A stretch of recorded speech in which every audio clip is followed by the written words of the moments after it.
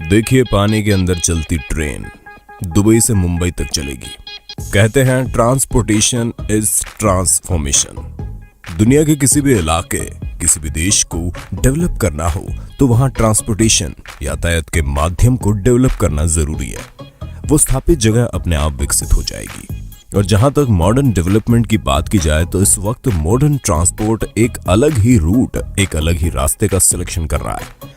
आज के दौर में यातायात से निपटने का एकमात्र तरीका शायद ब्रिज निर्माण ही रह गया है। ब्रिज का निर्माण दो स्थानों के बीच की दूरी को कम करने के लिए किया जाता है।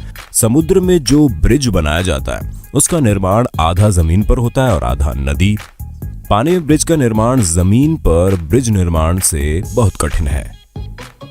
सस्पेंशन ब्रिज, इस ब्रिज को लटकता हुआ ब्रिज भी कहते हैं। ये ब्रिज उन स्थानों पर बनाया जाता है जहां पानी का बहाव काफी तेज होता है। इस ब्रिज का फायदा ये होता है कि इसमें बीम यानी खंभे काफी दूर दूर बना सकते हैं। उन खंभों पर तार की मदद से ब्रिज को लटकाया जाता है। इस प्रकार की ब्रिज पर पड़ने वाला सारा भार पहले तार के अंदर जाता है और उसके बाद तार से होता हुआ जमीन में चला जाता है। बड़ी खबर बता दें आपको कि एक बड़ी अभूतपूर्व पहल हुई है यूएई की ओर से एक ultra high speed under water railway network बनाने की, जो यूनाइटेड अरब अमीरात के फुजुराह शहर को जोड़ेगा मुंबई से, वो भी समुद्र के रास्ते, वो भी अरब सागर के भीतर से होता हुआ। जी हाँ, एक मेगा प्रोजेक्ट है और एक बहुत ही महत्वाकांक्षी प्रोजेक्ट भी। अगर ये under water rail network establish हो गया तो मान लीजिए मुंबई से यूएई पहुंचने का समय मात्र 2 घंटे ही रह जाएगा। जी हाँ, जहां ये प्रोजेक्ट बहुत सी संभावनाओं को, अपॉर्चुनिटीज को जन्म देगा, वहीं कई बड़े सवाल भी खड़े करेगा इस मेगा प्रोजेक्ट की सेफ्टी को लेकर। आइए जानते हैं इस बारे में विस्तार से। कभी ना कभी आपके मन में ये सवाल जरूर आया होगा ना कि आखिर विशाल पानी से भरी नदियों या फिर समुद्र के अंदर पुल बनाने के लिए स्तंभों को आखिर कैसे खड़ा किया जाता है, क्योंकि वहां पानी की गहराई तो अधिक होती है, साथ ही साथ पानी का दबाव और बहाव भी काफी अधिक होता है। तो दरअसल उन जगहों पर पुल खड़ा करने के लिए सबसे पहले कोफरडैम नाम के ढांचे का निर्माण किया जाता है।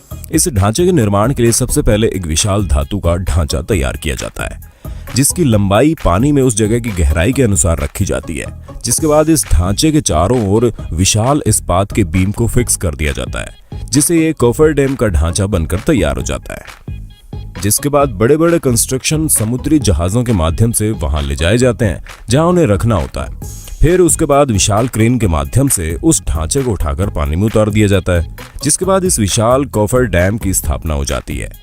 फिर बाद में पुल बनाने के लिए स्तंभों के निर्माण के लिए इस कोफरडैम के ढांचे के अंदर से पानी को मोटर के माध्यम से बाहर निकाल दिया जाता है और फिर उसके अंदर कंस्ट्रक्शन कर्मचारी पुल के लिए स्तंभों का निर्माण करके चालू कर देते हैं और इस प्रकार ये मुश्किल सा दिखने वाला कार्य संभव हो जाता है। इमेजिन द अनइमेजिनेबल, ये मोटो है यूएई के नेशनल एडवाइजर ब्यूरो लिमिटेड का। सही भी है, क्योंकि कुछ बेहद आश्चर्यजनक और पेपर पर असंभव से लगने वाले प्रोजेक्ट्स को अगर दुनिया में कहीं अंजाम दिया गया तो वो यूएई में, खासकर दुबई में। अब रेत में पूरा एक डिजाइनर द्वीप बनाने की बात हो, या फिर खारे पानी से मीठा पानी बनाने की, या फिर रेगिस्तान में आलीशान शहर स्थापित कर देने की बात हो, इमेजिन द अनइमेजिनेबल यही मोटो रहा है यूएई का, यूनाइटेड अरब अमीरात का।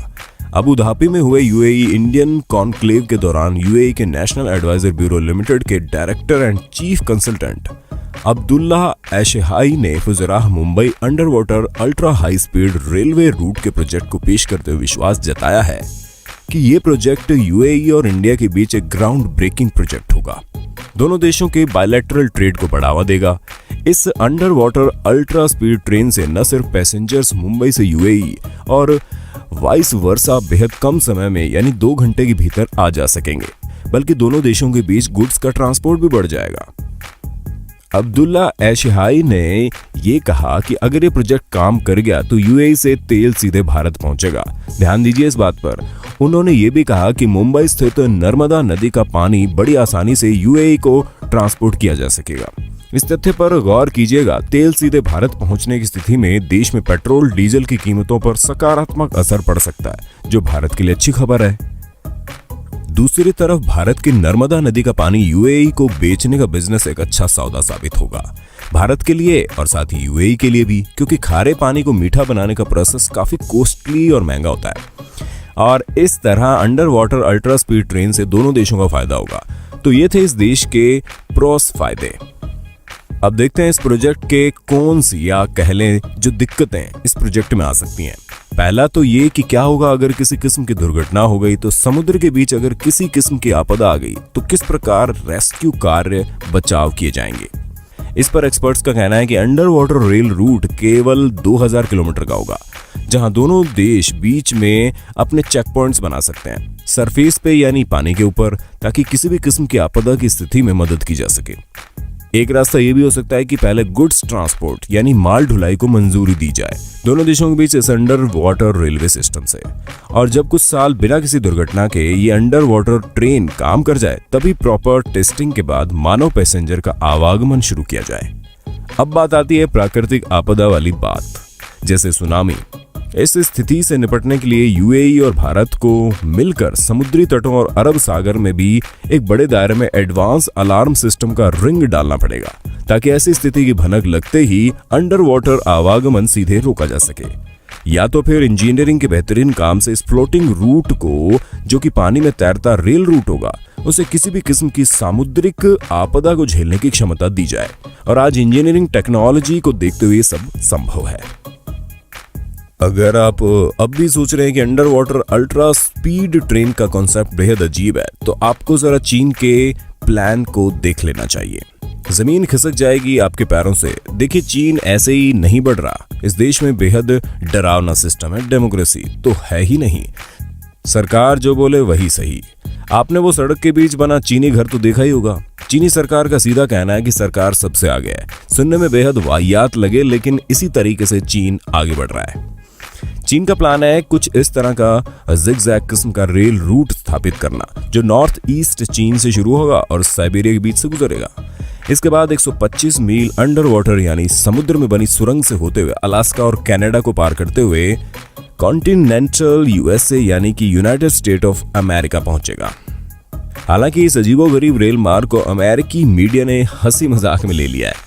अमेरिकी मीडिया के मुताबिक चाइनीज गवर्नमेंट ने हमेशा ही जनता की न सोचते हुए और प्रकृति को दरकिनार करते हुए बड़े बड़े आर्किटेक्चर खड़े कर दिए, फिर चाहे वो दुनिया का सबसे बड़ा हाइड्रो इलेक्ट्रिसिटी बांध ही क्यों ना हो, जिसके बनने के बाद इलाके की जियोफिजिकल सिचुएशन इतने खराब हो गई कि वहां भूकंप और लैंडस्लाइड भूस्खलन जैसी समस्याएं पैदा होने लगी।